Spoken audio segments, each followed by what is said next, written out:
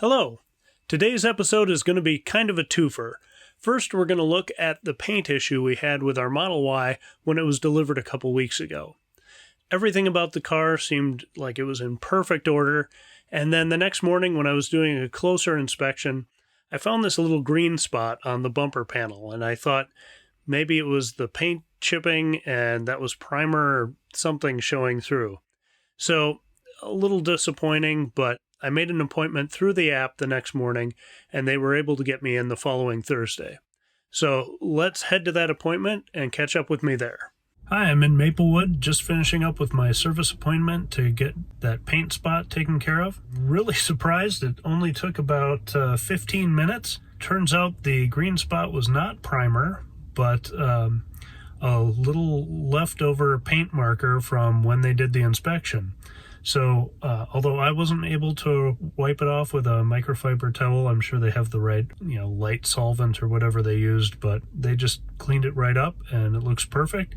So, yeah, can't ask for an easier fix than that. Obviously not perfect that I had to come in for that, but compared to an actual paint flaw and, a more major repair, I'll take it. So, as usual, the service team was fantastic and helpful and answered a couple other questions I had. So, great experience, and I'm out of here early. Well, that was fast and not really worth a whole episode. So, for the second part of the video, I want to take a look at a range test I did in the Model Y and compare that to some tests I'd done in the past against a gas and hybrid car. I'll explain all about the test on the road, but for now, let's catch up to me in the garage, just finishing with the charge. All right, it is 9:41. We have charging complete at 100%, and let's see what that is in miles. Okay, according to the mileage estimator, it's 322. Now, we know that is EPA best case scenario miles. It's not as cold today, but it is raining. So we are going to have some extra resistance there. Good morning. We are almost to 9:50. Tried to leave at 9:45, but shooting the B-roll took a couple extra minutes. So rather be accurate than off a few minutes. Waiting for that click over. We're at 100% still, even though I have moved around the car. All right, it is 9:50. I'm moving.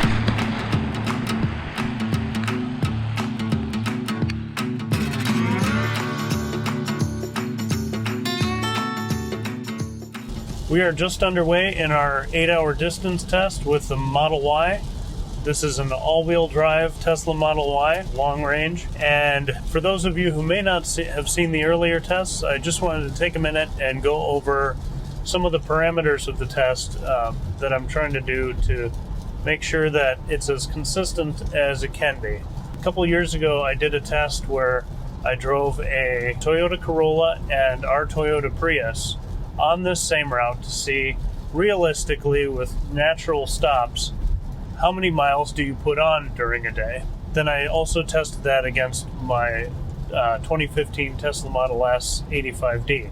Got some good results, but obviously the Model S came in last. First for comfort, but last for total distance. And right behind me, I don't know if you'll be able to see it in the camera shot, is Model S, a modern Model S. That's always good to see more Teslas on the road. So the parameters of this test are to drive normally, not, using a bottle to do the restroom thing or skipping meals or anything like that. So this is supposed to be, realistic day of driving. Let's say you were going to drive for 8 hours. How far would you get? I have the climate control set to a comfortable 69 degrees right now. I will be playing the radio and charging my phone and, all the normal things you would do. Right now I'm using autopilot. I might switch to navigate on autopilot a little bit later. Probably will when I get close to the Dow's supercharger to make sure I'm preconditioning and getting the best supercharge I can. The speed limit, like in the other tests, is 75 miles an hour. You may drive faster or slower than that. The speed limit is 70 on this road, but obviously people are passing me. I'm passing some people, so I figured 75 is a good middle of the road tripping speed. The other factor, I tried to do the other tests when it was really cold, and today is a bit warmer. It's 41 degrees Fahrenheit, but we did have the rain, so it's not a perfect test, but I figured in order to get this done still this year, this was probably my best chance to do a test that would be semi-comparative. So hopefully today we'll get a good result. I would love to see close or even over 500 miles today. I will be maximizing my charging to make sure I get as much as I can out of the 8 hours of driving. But I'm not going to make it so I'm exactly at zero after 8 hours, because I do need to get back to my home. But I'll try to do the best figuring I can for that. And another thing I want to look at this time more closely is charging costs. We do a lot of comparisons about how it's much cheaper to charge an electric car than it is to fill up with gas. And that's true, especially with Tesla and supercharging and all that stuff. But you also have to charge more often than you do in some gas cars. So is charging twice less than one fill up of gas, if that's how it breaks out? So I am really curious, now that I am paying for supercharging, to see what that difference really is. That was one really beautiful thing about the Model S, is driving all across the country and all on Tesla's dime. So I'm sure they'll be glad I'm paying now, but I hope it's not too bad. But I think I'll let you go and probably pick back up with you when I'm at the Iowa border and see how we're doing at that point.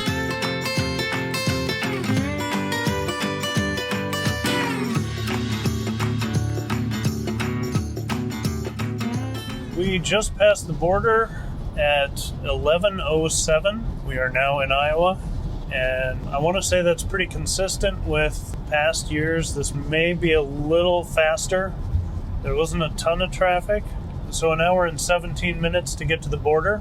We are just coming up to the casino now, and we are still at 56% compared to the Model S, just killing it with range and efficiency. If I bring up the energy graph here, it says we've got 124 miles of projected range driving the way we have been. So again, that's fantastic. If we slowed down a little bit, or if the weather was a little nicer, we could make it all the way to Des Moines pretty easily. And that supercharger, which is just a feat that couldn't have been done in the Model S. I probably still wouldn't do it in the dead of winter, but summertime should be easy. Now the trick is, and I remember this from the other tests, is I'm going to be hitting my bladder limit at about Dow's, Iowa, which is where our charge stop is going to be. So that's going to work out fine, and it'll be relatively close to noon there, so I'll pick up lunch while we charge and use the restroom at that time. But so far, super simple autopilot drive the whole time. I am going to switch it now to navigate on autopilot and see if there's a marked difference between how I've been driving with autopilot, doing the lane changes myself, and how autopilot handles changing around semis and things like that. So navigate to Dow's Iowa Supercharger. Still going to have 27%, it looks like, at Dow's, so no issues. The energy graph here is a little different than it was in my Model S because this has navigation. Way, way nicer. I've been using that even around the cities. It's been really nice to have that. Autopilot is changing lanes. Navigate on autopilot is changing lanes. And I have to have my hand on the wheel and give it a little shake to know that it's okay, but better to be safe than sorry. And it gives me a chance to just double check the mirrors and everything, make sure that we're going to be okay making that change. Here we are with another lane change, getting out of the passing lane and sensing there's a truck coming up behind me, and it did a really nice job of saying, hey, you need to scoot over now. The other thing I wanted to mention was that for some reason the audio in the audio settings is set to standard. I guess that makes sense, it's standard. And I was feeling like, man, the audio in the Model Y just isn't nearly as good as it was in the S. So I went into settings yesterday and pumped up the bass a little bit and switched it to, I saw there was a toggle for immersive sound, and obviously everybody wants immersive sound. Maybe it's slightly harder on the speakers or something. I don't know why they don't default to that, but the sound quality is way, way better. So that's my suggestion, is switch to immersive sound and bump up the bass just a hair, and it should be right where you want it. To my taste, anyway. It should be right where I want it. How about that? I'll catch up with you in Dow's, and looks like we'll get there in about 42 minutes. So this navigation is fantastic. I'm loving it. So we'll see you there.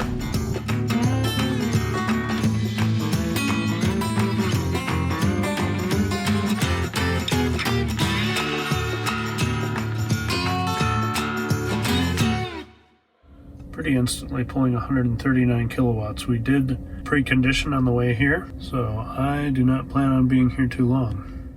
So it's 12:15. We've been here almost 20 minutes. I just had lunch and stopped in the gas station, used the restroom. It says we have 10 minutes remaining to get to 80% already. We're tapered down just below 80 kilowatts at 78 kilowatts right now. So I think I'm just going to finish recording this and then unplug and get rolling. A couple things I wanted to note before we go, and that is the preconditioning started 40 minutes away from Dow's, which I thought was pretty excessive, but we got a pretty quick charging speed once we got here, so I'll take it. And so when I was on the road, I was saying how it looked like we were going to arrive here with 27% range. Well, the preconditioning ate up a few percentage of that. So we actually got here at about 24%. So there's a give and take. If you're really hurting for range trying to get to a charger, don't precondition if you think you're not going to make it, because that will eat up some range. I don't know if it'll let you if you're that low, but just something to keep in mind. Another thing I didn't realize is on the way down here, we had a really nice tailwind. The wind is coming toward the southeast, so I'm going to be fighting that on the way home. So unlike the other trips where I forgot to take that into account, I'm going to plan for that and make sure I do my turnaround with enough energy to get back here to Dow's. So it's now 12:18, so we've been here for about 20 minutes. And that is fine. We're down to 69 kilowatts, so it's tapering down. We're at 73%, and the energy graph is saying we have 135 miles, so plenty to keep going. So I'm going to hit the road, and I'll do those calculations on where we need to turn around. I'll keep you up to speed on that. I just got the notification on the phone that the supercharging is almost complete, and they are right. I've actually stayed here longer than I needed to. I need to unplug and get moving, or we're wasting minutes for driving.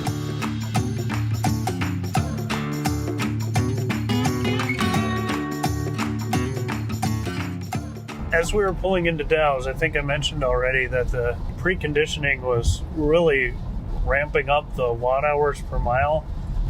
Like right now, we've been driving for about 43 miles. Our average watt hour per mile is 326. Seems pretty consistent for what I was getting. I was maybe getting a little higher as we were coming down here until I started that ramp up. And then by the time we got to Dow's, I was over 400 watt hours per mile, which is Pretty typical for the Model S, but I would say very atypical for the Model Y. So I've had a little time now to think through my strategy of when I turn around. The energy graph, since that watt-hour per mile has been coming down, the energy graph since I left Dow's has been in the 138 to 133 miles of range, just kind of fluctuating. I've gone further distance, but the graph has gotten more consistently lower, so it's kind of balanced it out to this point. I think now we're starting to hit the point where it's going to start going down. But because we have a tailwind, I want to make sure I turn around with plenty of power to fight the tailwind or fight the headwind at full speed. And so I think what I'm going to do is probably drive till my miles driven plus 40 miles is what my energy graph is reading. So that should give me a 40-mile buffer of fighting the wind back, and I hope that's enough. It should be. I can always slow down and draft behind a semi if I need to, but I'd prefer to not do that. And I'm also going to not precondition on my way back to Dow's until I'm sure I can make it with plenty of charge left. If I'm 20 miles out and I've still got 50 miles of range or something like that, I might start preconditioning then, but I'm going to have to play that by ear. I don't want to jinx it beforehand. We just passed the turn to Ames, and we're at 49 miles past Dow's, so we'll give it a little ways further and see where we are at the turnaround point. I'll catch you then.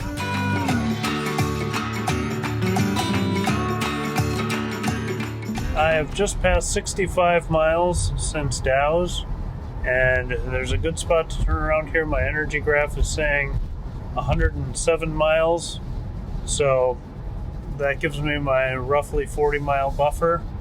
I am going to exit here at exit 94 in Iowa and make this turn as efficiently as I can and get back on the road. It's like it's the turnoff to go to Polk City. Go. No traffic, that's good.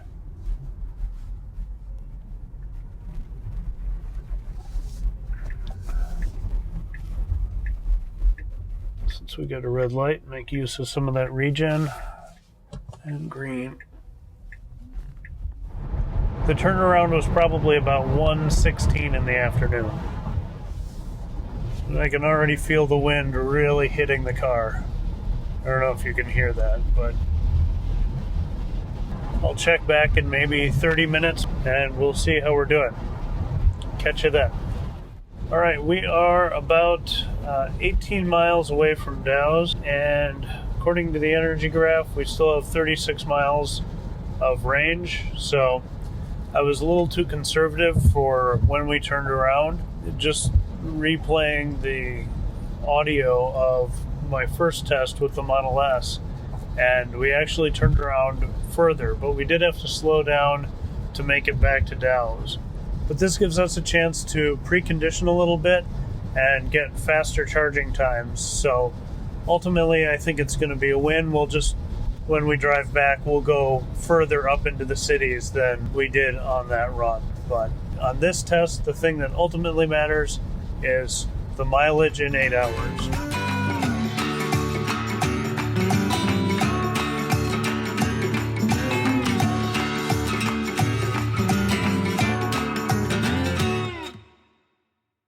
It's not going up quite as fast as it did last time, but it is going up. Of course, I didn't preheat it for 40 minutes, so that's probably part of it. We are just past the halfway mark of the test, about a half hour past the halfway mark. So let's try Albert Lee, 15 minutes here, so that is better. So we'll do that. I'm going to grab a snack, use the restroom, and we'll get moving. All right, we pulled in about 18 minutes ago, but we're still getting 105 kilowatts. If I say navigate to Albert Lee, it says we're going to get there with 21%. So that is ample. I should have left 5 minutes ago, but I'm ready to roll here and get moving.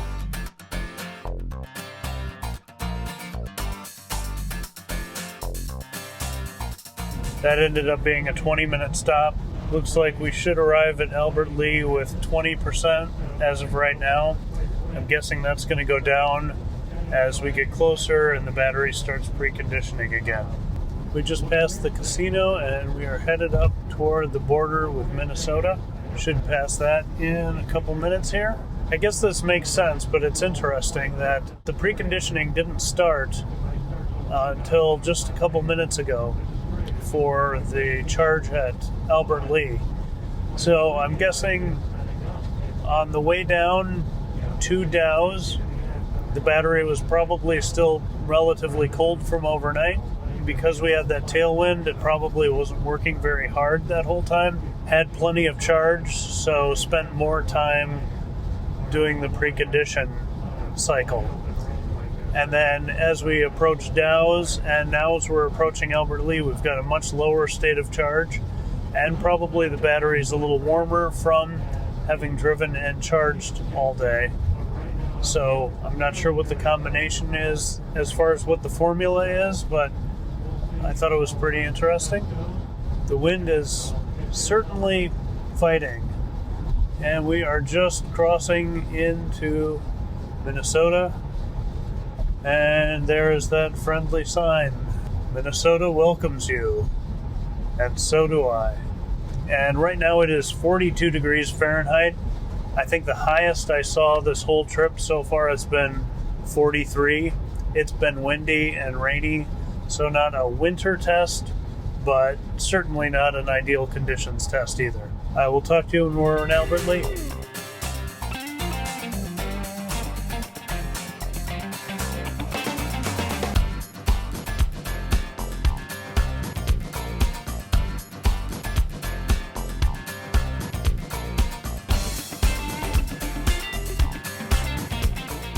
So hopefully, with the preconditioning, we climb up a little bit higher. 132 is not bad though. So it is 150 kilowatt max. So that's a bummer. This would go faster at these low speeds with V3. But I think we're still going to be okay. 336 right now, and we've got until 550 to finish the test. We're still in Albert Lea, and we've been here almost 20 minutes now, and here's the puzzle, and what's gonna be the key to getting the most range out of this is right now the energy graph, according to how we've been driving, is saying we'll have 114 miles of range, but we've got 2 hours left in the test. 2 hours at 75 miles an hour is 150 miles. So I need closer to 150 miles to maximize that, but also the longer I stay here, the less of that I'm going to spend driving. So it's kind of a guessing game. Right now I'm still getting 85 kilowatts and I'm up to 64%. So normally on a normal trip I would have left and been fine, but because I'm going to try to get this as close as I can, I'm trying to maximize this. So 84 kilowatts are still coming in. That's still a pretty quick charge at 65%. I think I'm going to wait till it tapers down below 80, either below 80 or to 4 o'clock, whichever happens first. Because as I get up into the city traffic, the chances of me being able to stay at 75 miles an hour get smaller. There's going to be traffic. I'm going to have to work around other vehicles, so that's going to cut into our time a little bit. I'm wondering if I should go right now. Thrill as Brian does math. 79. Okay, it is 3:54, and I'm going to unplug and get moving.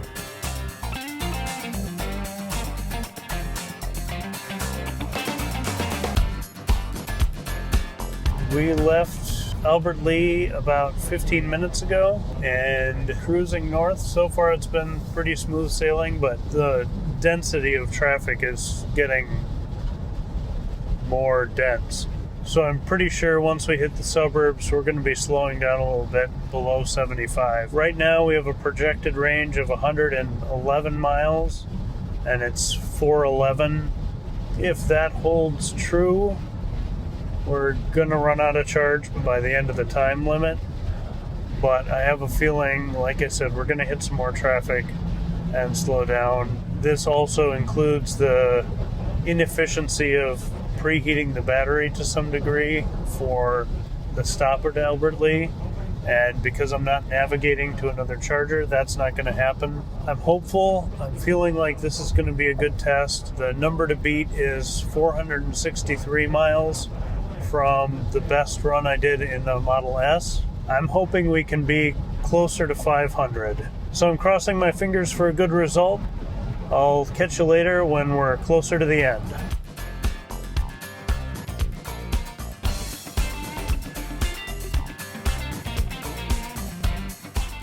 And we are on 494. Unfortunately, it's 5:15 in the afternoon and rush hour, even though it's COVID and the rush hour isn't bad.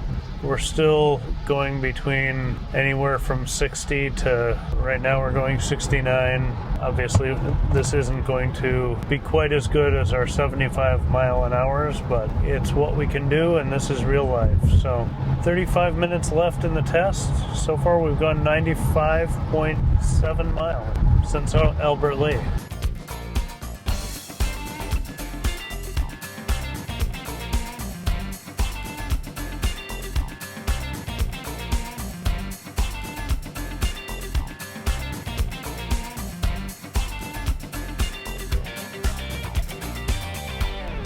All right, it is 5:50, and within 5:50, we are at 137.3 miles, a little less than that when I took the photo. Feeling really good about that. I'm down to 8% with 22 miles of range left. We hit quite a bit of traffic around the east and north part of the metro doing the loop around. So I feel like we may have left about 10 miles on the table. And we've come back to the studio for the results because the math I did in my head in the car was not correct.